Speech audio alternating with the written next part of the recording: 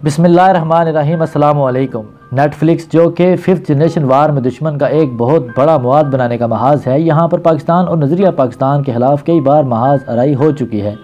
और 1 जनवरी से शुरू किया जाने वाला मसीहा सीरीज़ जो कि उर्फ़ आम में दज्जाल सीरीज़ के नाम से ट्रेंडिंग पर जा रहा है, जिसके किरदार को मौसम, फ़िज़ा और हवा को कंट्रोल करते दिखाया गया है। वो लोगों को शिफाएँ देता है, वो दर दीवार से मावरा है, वो सब पर हावी है, सब कुछ है। दोस्तों, सवाल ये पैदा होता है कि आखिर ये खेल है क्या? ये समझना बहुत ज़रूरी है। लेकिन बेशतर इसके कि वीडियो का बाकायदा आगाज़ किया जाए, अपने नए देखने और सुनने वालों से गुजारिश करेंगे कि रेड बटन को क्लिक करके और बेल आइकन को प्रेस करके दास्तान को के सब्सक्राइबर बनना मत भूलिए, ताकि ऐसी इन्फॉर्मेटिव वीडियोस आपको रोज़ बरोज़ मिलती रहे। ख़वातीनो हज़रात, मज़हब क्या होता है? सदियों पहले किसी इंसान की इनफरादी सोच जिसे पूरे माशरे पर ठोंस दिया जाता है। जदीद दौर का इंसान कदीम दौर के इंसानियत की पैरवी करता अच्छा नहीं लगता। कोई मौज़ा या कोई करामत कुछ भी नहीं होता। कोई भी इंसान अकल से खाली नहीं होता। हमें पुरानी हदूद और क़यूद से आज़ाद इंसानियत की नई डेफिनेशन तय करनी होगी। लिबरलिज़म, सेकुलरिज़म, एथिस्ट कम्यूनिटी और इस तरह के सारे तबके पीछे बोले गए पुरकशिश पैरे पे दुनिया को इकट्ठा करते फिरते हैं। उनके नज़दीक रूह और रूहानियत कुछ भी नहीं होती। यह तबका पूरी दुनिया के मीडिया, एजुकेशन और सोशल डिपार्टमेंट सिस्टम में वायरस की तरह मौजूद है। अब एक तरफ ये किसी शक्ति या मज़हब के कायल नहीं है, और दूसरी तरफ ये कभी बिग बॉस में या किसी फिल्म में एक ऐसे वजूद की तरफ रग़बतें बढ़ाते मिलेंगे जो बेपनाह पुरस्रार ताकतों के मालिक हैं। कभी एक आंख दिखाएंगे तो कभी इंटरटेनमेंट के नाम पर उसकी पूजा और उसके एजेंडे को प्रमोट करेंगे। ये एक तरफ कोई शक्ति नहीं, कोई मज़हब नहीं, कोई खुदा नहीं का नारा, और दूसरी तरफ खुदाई कुव्वतों के हामिल किसी फ़र्द की आमद की तैयारियां, जहन साजियाँ, उनके नाम को लोगों में मकबूल बनाने का एजेंडा तैयार करना। ख़वातीनो हज़रात, आप इस दोहरे म्यार को क्या कहेंगे? मैं तो सिर्फ यही कहूँगा, यानी लोगों को हकीकी खुदा से गुमराह करो, उनके दिमागों को मजहबी रुझान से बिल्कुल साफ़ करना, औरत में बगावत और मर्द में मजबूरी पैदा कर दो, फिर आहिस्ता आहिस्ता उनको एक नए अकीदे की तरफ ले जाओ कि कोई आने वाला है जो हथेली पर सरसू जमाएगा, जिसके हाथ में सब इज़्ज़तें और शोहरतें होंगे, और वो मौसमों का देवता होगा और वो किसी का मोहताज नहीं होगा। अब वो कौन है? नबी करीम सल्लल्लाहु अलैहि वसल्लम ने हमें 1400 साल पहले उसका पूरा हाका समझा दिया है कि वो किस तरह निकलेगा, किस तरह काम करेगा और किस तरह हज़रत ईसा अलैहिस्सलाम से उसकी धुलाई होगी। हम उस वक़्त को साफ़ तौर पर देख सकते हैं। ख़वातीनो हज़रात, मसीह सीरीज़ दर हकीकत एक जहन साज प्रोपेगेंडा है। मसलन मैं एक छोटी सी मिसाल देता हूँ कि मुझे जादू से सख्त नफ़रत थी, लेकिन जब मैंने हैरी पॉटर सीरीज़ देखी, उसमें जादू को ऐसे पुरकशिश अंदाज में पेश किया गया कि मैं आज चाह कर भी जादू से इतनी नफ़रत नहीं कर पाता जितनी मुझे करनी चाहिए।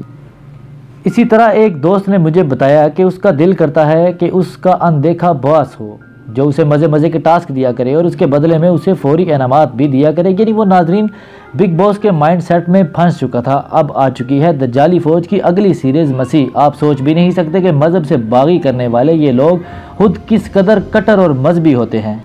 अब हैरी पॉटर की तरह मसीह का किरदार भी आपके अंदर उतारा जाएगा। जब आप पूरी तरह शीशे में उतर जाएंगे तो कल दज्जाल को कबूल करवाना उनके लिए कोई बड़ा मसला नहीं होगा।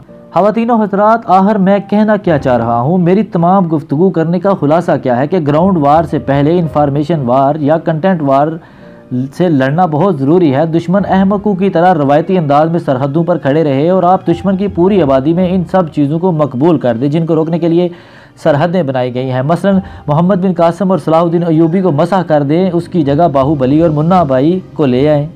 जादू हमारी सरहदों में घुसा दिया गया है क्योंकि बच्चे जादू को बड़ा पसंद करते हैं। जादू वाली पेंसिलें उनका ख्वाब है।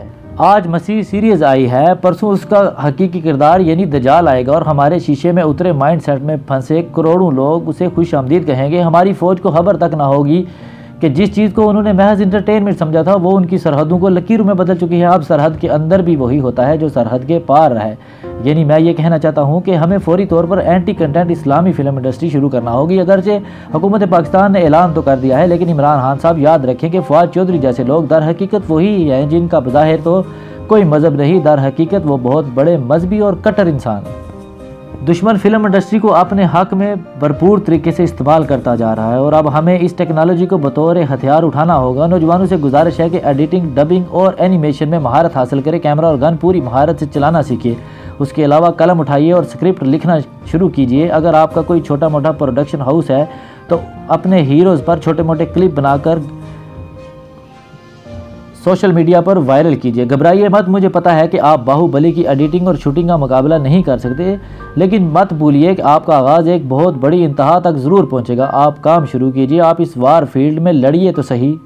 जहन नशीन कर लीजिए कि हम कुफर के रास्ते की आखिरी चट्टान है और हमें हर महाज पर, चाहे वो ग्राउंड वार हो, इंफॉर्मेशन वार हो या कैसी भी वार हो, हमें हर महाज पर ख़ुद को आखिरी चट्टान ही साबित करना है। दोस्तों, स्कूल और कॉलेज और यूनिवर्सिटी के उस्ताज़ा और तालिब इल्म में से गुजारिश करता चलूँ कि अपने इस्लामी हीरोज़ के टैबलोज़ करवाएं, जैसे मोहम्मद बिन कासिम, सलाहुद्दीन अय्यूबी, अहमद शाह अब्दाली और महमूद गजनवी जैसे लीडरों की तरह किरदार पेश करें। बच्चों से कहें कि इस पर मेहनत करें और वीडियोस बना बनाकर सोशल मीडिया पर वायरल करें, ताकि कम से कम हमारे मुल्क पाकिस्तान में हमारे इस्लामी हीरोज़ के किरदार सबके जहन नशीन हो जाए। उम्मीद करते हैं हमारा ये सेशन आपको ज़रूर पसंद आया होगा। पसंद आने की सूरत में इसे फेसबुक और व्हाट्सएप पर ज़रूर शेयर कर दें। अपनी कीमती आरा का इजहार कमेंट बॉक्स में कीजिए और जाते जाते रेड बटन को दबाकर बेल आइकन को प्रेस करके आल के बटन पर क्लिक कर दें। अपना और अपने इर्द गिर्द के लोगों का ख्याल रखिए। मिलते हैं किसी और सेशन में। आज के लिए दास्तान गो को इजाज़त दीजिए। अल्लाह निगहबान।